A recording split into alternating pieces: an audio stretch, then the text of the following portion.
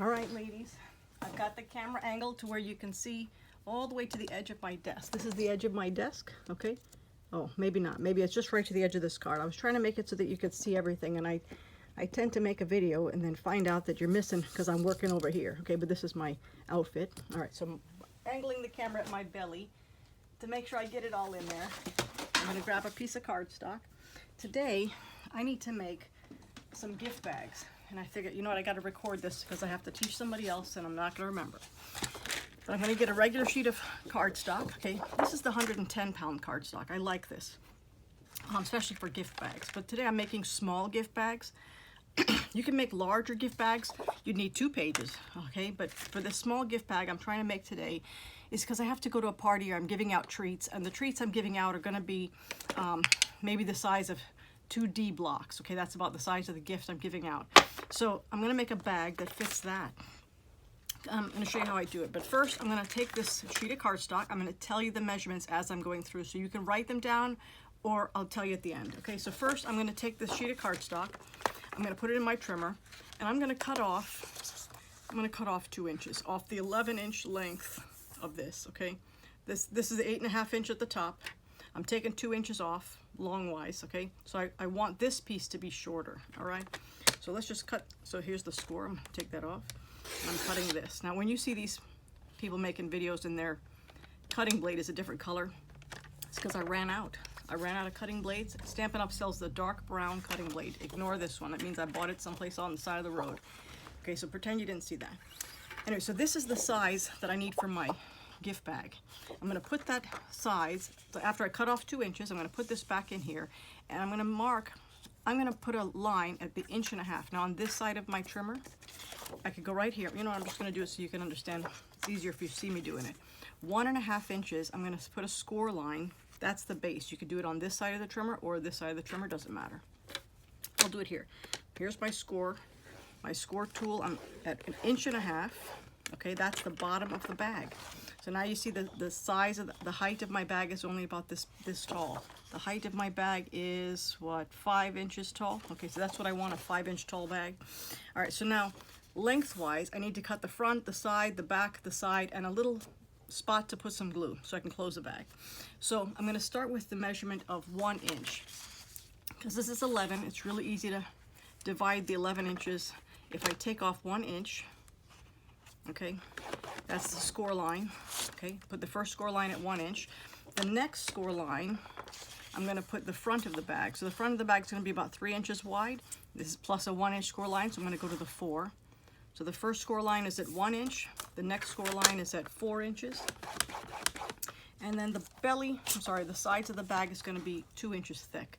So I'm going to take that 1 inch plus 3 inches is 4, 5, 6. The next cut is going to be at 6 inches.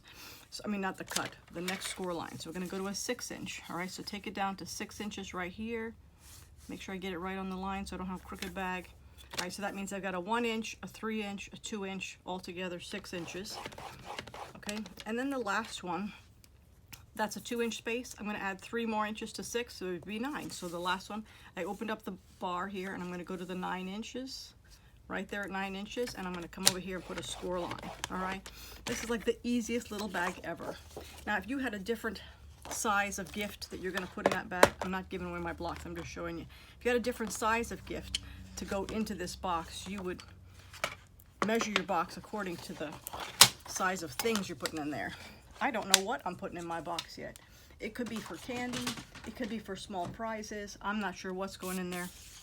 But I need to design a whole bunch of boxes to make prizes for a party that we're going to have. All right, so I'm just going to pick out these colors right now. I'm trying to go with gender neutral, okay, because it's for 2 kids, a boy and a girl, and I don't want to make it where it's an all pink party or an all blue party. I want it to be an all everybody party, okay? All the parents are going to be there, lots of children are going to be there. So I'm going to start with this. I'm going to use this to decorate the box. You can use any stamp set under the sun to decorate a box, but for today I'm going to pick the easiest one I can find. Okay, let's take a couple of fish, and oh, I think I want to do that little plant at the bottom. Let me just get that out, and we'll take that little wave of water. Okay, so that's the water. All right, so when I'm making this particular design is really cute. I'm gonna go, let's block these up. So let's say that's my green plant, and this one can be my blue water. Ignore my lines, I scratched my block on purpose because I love that. And let's see, this fish, well, I don't have a block for him. Yes, I do. Let's use this one. This is the H block, one of my favorites. And we'll put the little guy on a blue block. All right, so I'm looking at my, now I scored the bag, but I haven't cut it because I didn't decorate it yet. Normally I decorate first, but because I'm doing a video, I figured I'll just show you. This right here, the 3" is going to be the front of the bag. That's a side. That's the back of the bag.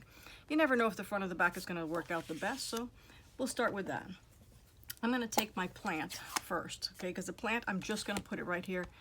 I might put a little plant at the top, okay, and it doesn't matter if this works out perfect or not. This line right here denotes at the bottom. This is the bottom of the bag, nobody's going to see. So everything is coming up from the bottom, okay, coming up from the bottom. It doesn't have to be perfect.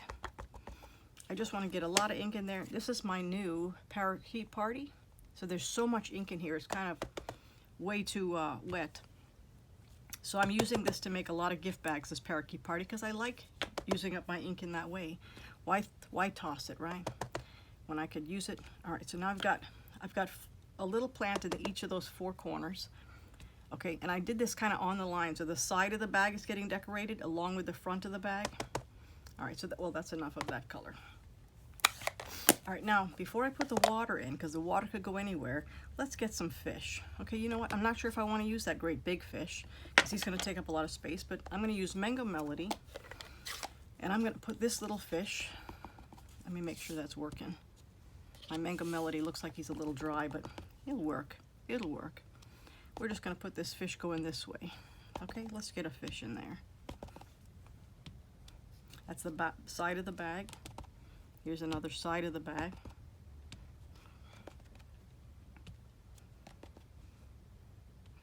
And this could be the front of the bag. Whoops. You know, and your fish can go in any direction. Now it looks like goldfish, you know, like the goldfish crackers. Anyway, that's kind of funny. But while I have that one there, let me leave him put aside. I also want to put some water on the bag. All right. This is, I'm going to call this my waves of water. Let's see where that fit. Okay. Let's get a little water right here. Let's get a little water right here. And it's okay if you touch your plant, but maybe not run over your fish, huh? We'll do that. We'll put a little water everywhere. Okay, so there's lots of water in there for the fish. That's kind of cute. We'll put a little water up here.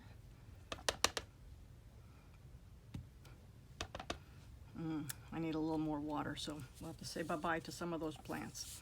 I should have put the water in before the plants. But anyway, we're doing this because he's cute, okay?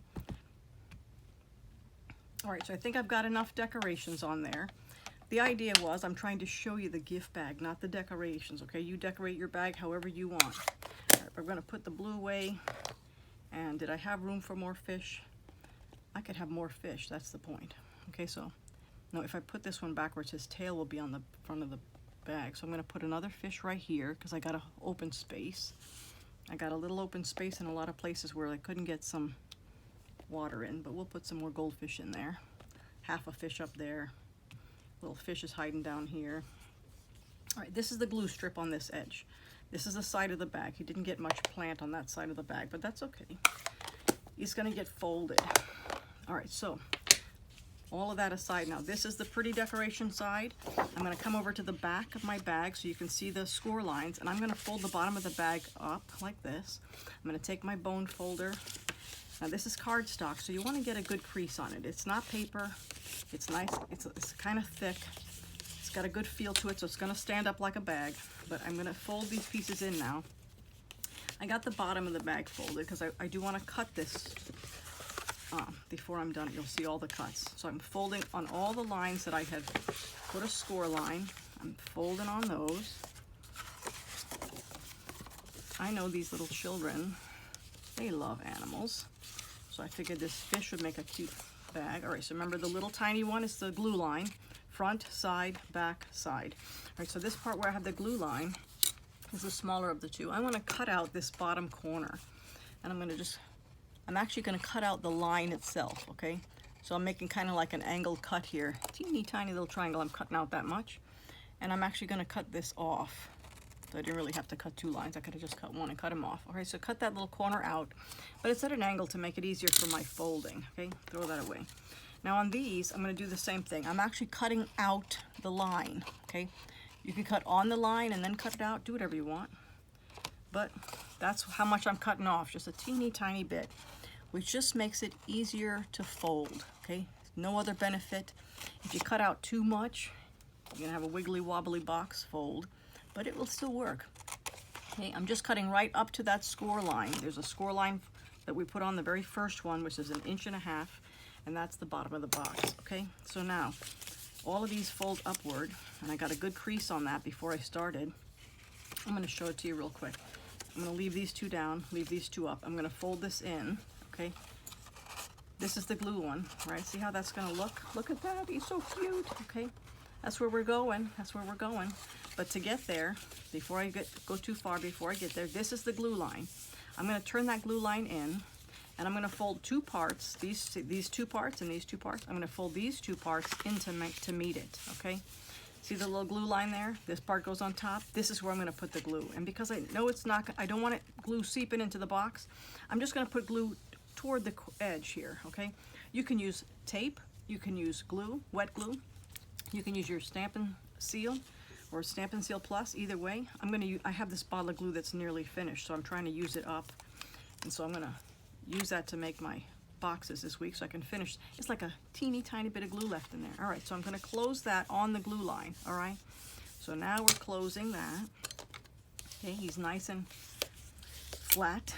Okay, and this particular glue, I love this glue, multi-purpose glue. It takes just a few seconds to dry. I'm turning that over because I'm going to use it a few more times. It takes a few seconds to dry. You see the box coming together now, okay? Looking like a box, right? I'm making sure we're dry. And if I was ready to seal this box up, okay, you put these in, you put this down, you put this down. You would put glue just on this one, okay? Put glue here and close it. But for me, because I know I'm making a box and I don't have time to fiddle around with it, I'm going to use some tape, just some tear tape. Now on the bottom of the box you can use glue, you can use tear tape, you can use Stampin' Seal, but I find that tear tape has a benefit, okay? So the benefit of using a piece of tear tape is that I don't have to close my box right now. If I was to make a few boxes, okay, I could have the boxes ready and put them in a folder and say I'm going to use those later, put them away. So you can put them away flat and save that for another time. And then when you're ready to use your box, you just have to fold that in, tear the tape, and bam, I have a box. Well, we're actually not finished yet. I actually want to close the top of the box like this. So that's the bottom, that's how it's going to go.